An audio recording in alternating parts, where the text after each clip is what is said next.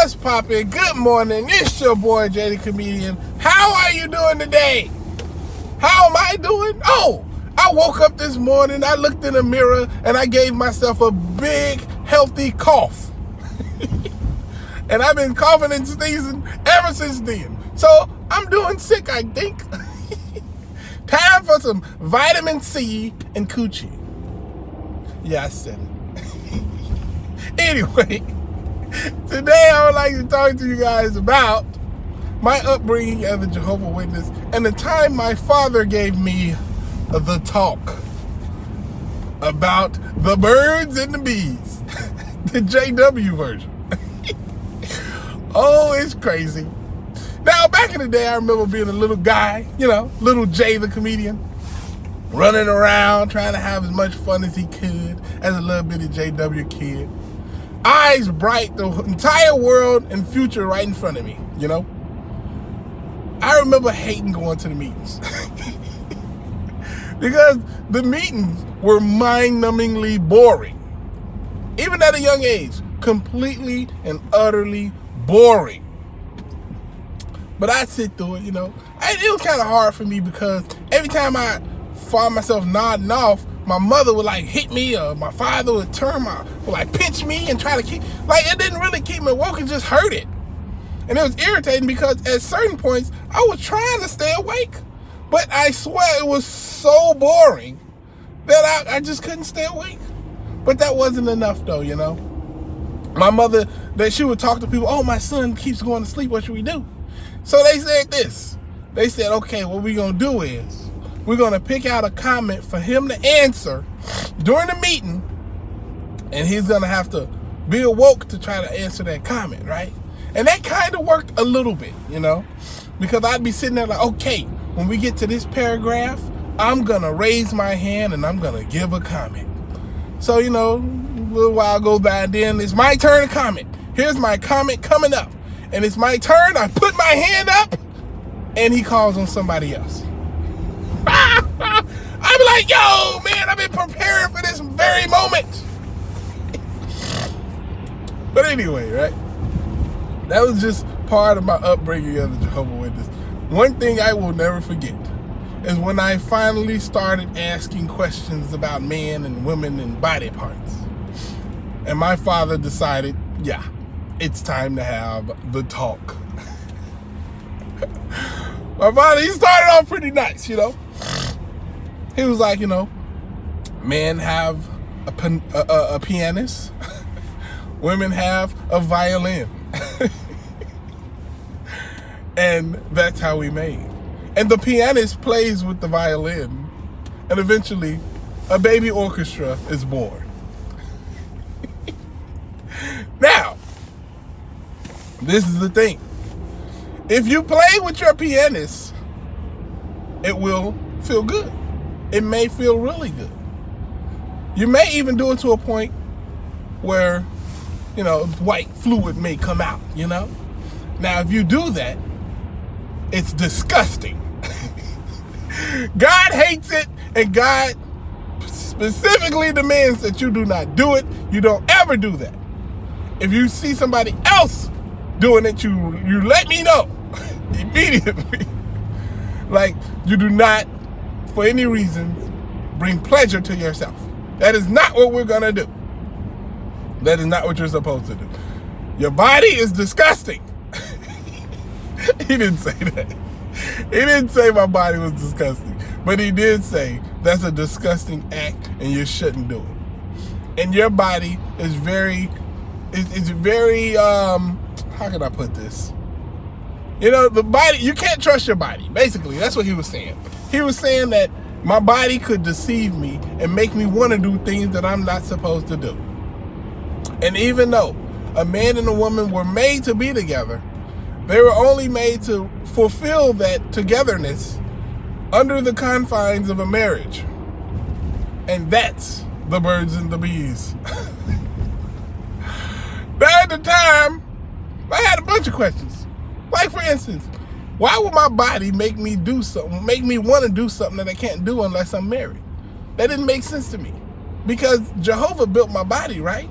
And if Jehovah built my body and he knows that my body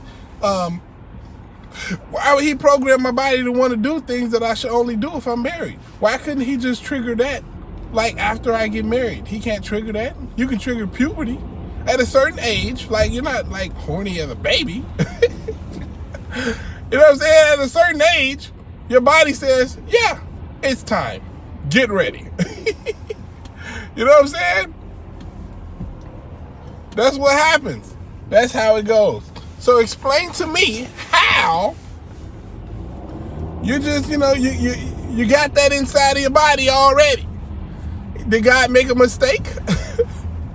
Was there a problem? You see, these are questions that I had, and I couldn't really ask him. I mean, I kind of asked him. I'm like, well, why that? And then he was just like, well, that's just how we were made. Everything's not going to be easy in life, and there's going to be times where you're going to have to make sacrifices. I mean, yeah, I guess that was kind of true, but at the same time, denying yourself is not a part of it. You see, what he should have told me was that, yeah, you're going to get to the age, you're going to want to figure out how stuff works, experiment, figure it out. Find out what you like, what you don't like, and apply that into your life moving forward. Anything you do is okay, and we all have done it, and it's very understandable. That's what I would have liked to be told. That's probably what I'm going to tell my son when he gets to that age. I don't know what I'm going to tell my daughter. I'm trying to avoid the subject altogether. I'm going to be honest with you. I'm going to have my wife take care of that. I'm like, honey, tell her whatever.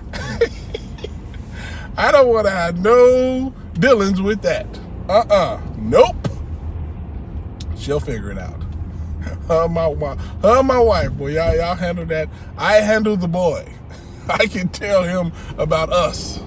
I can't tell her about y'all. So, but yeah, man, that was one of those conversations that I had with my pops that I will never forget. I just remember feeling afterwards like scared, I'm like, well, I can't do that. Well, this is the thing. At the time, I wasn't doing it anyway, but it made me curious. I'm like, what is this?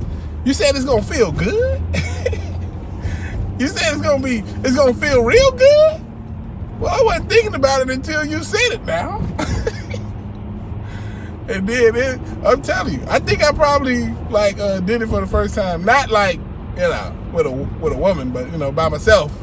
I was like, okay, let's put this to the test. Let's see how this works. And yeah, that was not too long after having that conversation, because I'm like, what do you mean it feel good? What are you talking about? Let me see what he's talking about. And it did feel good. I don't know. It's something wrong with me, y'all. I told y'all. Whenever I'm told not to do something, I immediately get this unwavering urge to do it. Like, it doesn't go anywhere. I need to do it now because I was told not to do it. Within limits. But for the most part, if you were to say, Jay, don't punch Tom Cruise in the face when you see him. When I see him, I'm be like, ooh, I can't, I'm supposed not to do that, but I kind of want to do it real bad now. If you would have never said nothing, I would have never wanted to do it. I've been that way my entire life. But yeah, after that conversation with him, after him telling me how disgusting it was and how God hated it, I'm like, oh my God, are you kidding me? That's like me fixing my kid a bowl of cereal and then getting mad for him eating it and enjoying it. How dare you eat that food that I prepared for you? And how dare you like it? I'm like, this is the thing, man. Either God is not that smart, or this is some BS. One or the other. Neither option is a good option. But it's the truth. Why would you make something that you hate feel good to somebody? Give pleasure to somebody if you hate it. You know what I'm saying? Oh, I hate it so much. I'm so mad that that y'all even do it. Because I don't remember in the Bible where Adam and Eve got married. Do y'all remember that scripture? I don't remember that scripture. I guess when he took his rib and made Eve out of that. First off, technically, if Adam and Eve came from the same DNA and have the same father, technically that makes Adam and Eve brother and sister. And look at it now. He took Adam's rib, Adam's DNA, Adam's bones, literally, and made Eve. And he's the father of Adam and Eve. And he made them both. He could have made an entirely different code, pulled it from the dirt of the earth and made an entire, woman brand new without any problems. Didn't need nothing from Adam. But he used Adam's rib. That means he used Adam's genetic makeup, his DNA, to make a woman. Thus meaning she shared DNA with Adam, and they have the same father, so that makes them brother and sister. Oh, stop, big bro. What are you doing? You're my stepbrother. Oh, that Bible can be a tricky place sometimes. But anyway, man, I hope y'all having a great day. It's nice taking these little walks down memory lane with you guys. And I always find it funny just thinking about the crazy stuff I had to be taught and I had to endure as a young man. Yeah, it had some effect on me, some lifelong effects, I know. But I know better now.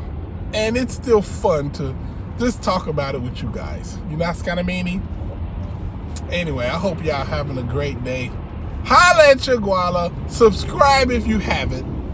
Deuces.